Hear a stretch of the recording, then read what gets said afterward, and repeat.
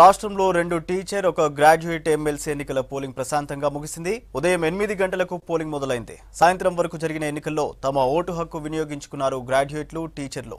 మెదక్, కరీంనగర్, నిజామాబాద్, ఆదిలాబాద్ ఉమ్మడి జిల్లాల ఉపాధ్యాయ, పట్టభద్రుల ఎమ్మెల్సీ స్థానాలకు వరంగల్, నల్గొండ, ఖమ్మం టీచర్ ఎమ్మెల్సీకి పోలింగ్ జరిగింది.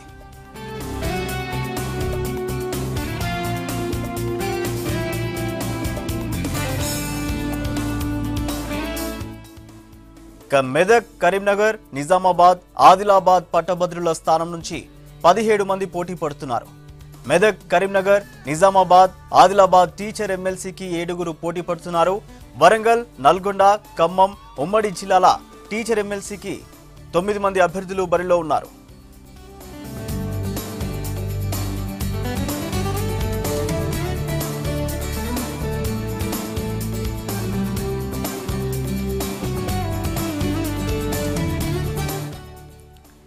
మెదక్, కరీంనగర్, నిజామాబాద్, ఆదిలాబాద్ పట్టభద్రుల నియోజకవర్గంలో కాంగ్రెస్ నుంచి మాజీ మంత్రి జీవన్ రెడ్డి, బీజేపీ నుంచి సుగుణాకర్ రావు బరిలో ఉన్నారు. గ్రూప్ 1 అధికారుల సంఘం అధ్యక్షుడు మామిళ్ల చంద్రశేఖర్ గౌడ్ కు టీఆర్ఎస్ మద్దతు ప్రకటించింది.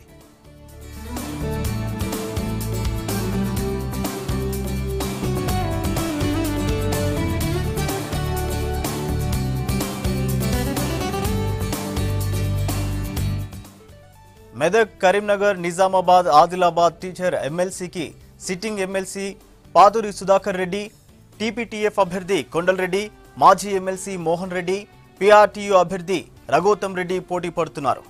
వరంగల్, నల్గొండ, ఖమ్మం టీచర్ సెగ్మెంట్లో పీఆర్టీయూ తరఫున సిట్టింగ్ ఎమ్మెల్సీ పూల రవీందర్, యూఎస్పీసీ అభ్యర్థి యూటీఎఫ్ రాష్ట్ర మాజీ అధ్యక్షుడు నర్సిరెడ్డి, పీఆర్టీయూ రాష్ట్ర మాజీ అధ్యక్షుడు నరోత్తమ్ రెడ్డి మధ్య పోటీ ఉంది.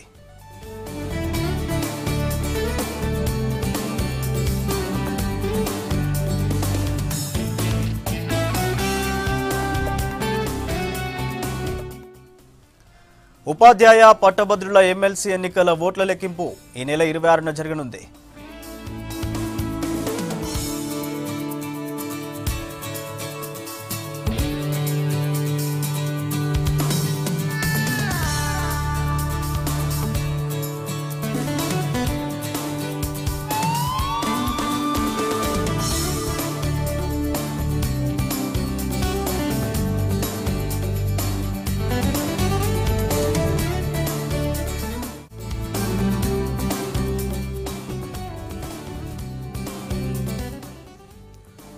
కరీంనగర్లో ఎమ్మెల్సీ ఎన్నికల పోలింగ్ వివరాలు వెంకటేష్ అందిస్తారు. కరీంనగర్, ఆదిలాబాద్, మెదక్, నిజామాబాద్ జిల్లాలకు సంబంధించిన పట్టభద్రుల మరియు టీచర్ ఎమ్మెల్సీ ఎన్నికలు ప్రశాంతంగా ముగిశాయి. ఉదయం నుంచి కూడా ఉత్సాహంగా ఓటర్లు తమ ఓటు హక్కును వినియోగించుకునే పరిస్థితి మనకు కనిపిస్తుంది. అయితే సుమారుగా 60 నుంచి 65% పోలింగ్ నమోదైనట్టుగా మనం అంచనా వేసుకోవచ్చు.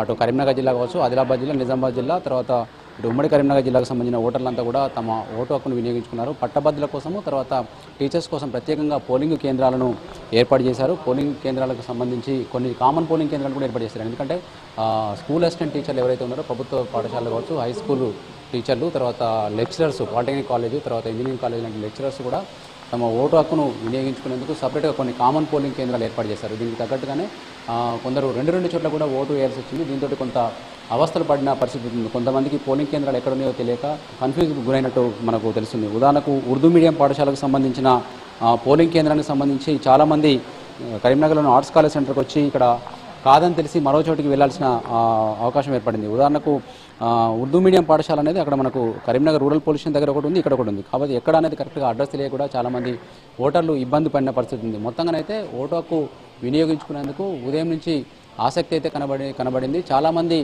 పట్టభద్రులకు సంబంధించిన ఓటర్లలో చాలా ఒక డిమాండ్స్ వాళ్ళకి ఏంటంటే వాళ్ళ హక్కులు, నిరుద్యోగ సమస్య కావచ్చు, తర్వాత విద్యారంగ సమస్యలు కావచ్చు, తీల్చే వాళ్లకు మా ఓటు వేస్తామని చెప్పిన పరిస్థితి ఉంది. కొంతమంది తమ డిమాండ్లను చట్టసభల్లో వినిపించే వాళ్ళు మాకు కావాలన్న కోరికను కూడా వెలువచ్చడం జరిగింది. ముఖ్యంగా టీచర్లకు సంబంధించిన వాళ్ళ పే స్కేల్ కావచ్చు, తర్వాత సర్వీస్ రూల్స్, తర్వాత ఐఆర్ వంటి డిమాండ్లు పరిష్కరించే వాళ్ళు మాకు కావాలి. అట్లాంటి పెద్దల సభ ఏదైతే ఉందో చట్టసభల్లో తమ ప్రతినిధిగా తమ డిమాండ్లను, తర్వాత తమ హక్కులను ప్రశ్నించే గొంతుక కావాలన్న ఆసక్తిని వాళ్ళు కనబరిచిన పరిస్థితి ఉంది. ఈ నెల 26న ఓట్ల లెక్కింపు జరగబోతుంది. అప్పటిదాకా ఈ ఓట్ల లెక్కింపులో ఎవరు విజేతలు అవుతారనేది మనకు చాలా ఆసక్తికరంగా చెప్పవచ్చు. గ్రాడ్యుయేట్ నియోజకవర్గానికి సంబంధించి ఎప్పుడు లేని విధంగా 17 మంది ఈసారి బరిలో నిల్చున్నారు. వీటిలో ప్రధాన పార్టీలకు సంబంధించి జీవన్ రెడ్డి జగిత్యాల మాజీ ఎమ్మెల్యే, మాజీ మంత్రి ఈసారి ఎమ్మెల్సీ బరిలో నిల్చున్నారు. అదేవిధంగా బీజేపీ కిసాన్ మోర్చా జాతీయ ప్రధాన కార్యదర్శి సుగుణాకర్ రావు కూడా ఇక్కడి నుంచి పోటీ చేస్తున్నారు. వీళ్ళిద్దరు కూడా కరీంనగర్కు చెందిన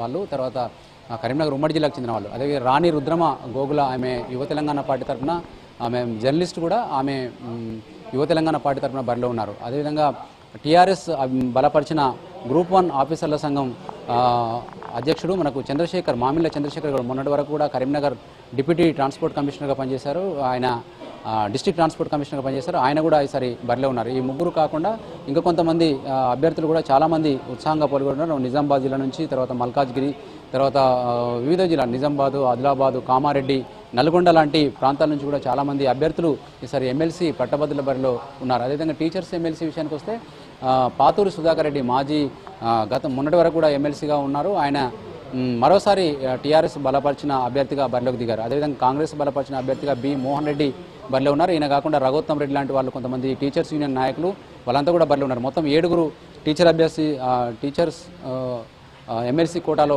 తమ అదృష్టాన్ని పరిశీలించి ఉండగా గ్రాడ్యుయేట్స్ 17 మంది ఉన్నారు. వీళ్ళందరి భవితవ్యాన్ని 26న తేలనుంది. ఇప్పటికైతే ఎమ్మెల్సీ ఎన్నికలు మొత్తంగా ఎక్కడ ఎలాంటి అవాంఛనీయ సంఘటన జరగకుండా ప్రశాంతంగా ముగిశాయి. కానీ కొన్ని చోట్ల ఓట్లు ఎక్కడున్నాయో తెలియక, తర్వాత ఓట్లు గల్లంత కావడం అంటే వాళ్ళు నమోదు చేసుకున్నా కూడా ఓటర్ లిస్టులో పేరు లేకపోవడం వంటి కొన్ని ఇబ్బందులు అయితే తలెత్తాయి. మొత్తం మీద ఉమ్మడి కరీంనగర్ జిల్లా కావచ్చు, తర్వాత మిగతా జిల్లాల్లో కూడా ఈ ఎన్నికలు ప్రశాంతంగా ముగిశాయని చెప్పొచ్చు. కెమెరామెన్ కవికుమార్తో వెంకటేష్, V6 న్యూస్, కరీంనగర్ నుంచి.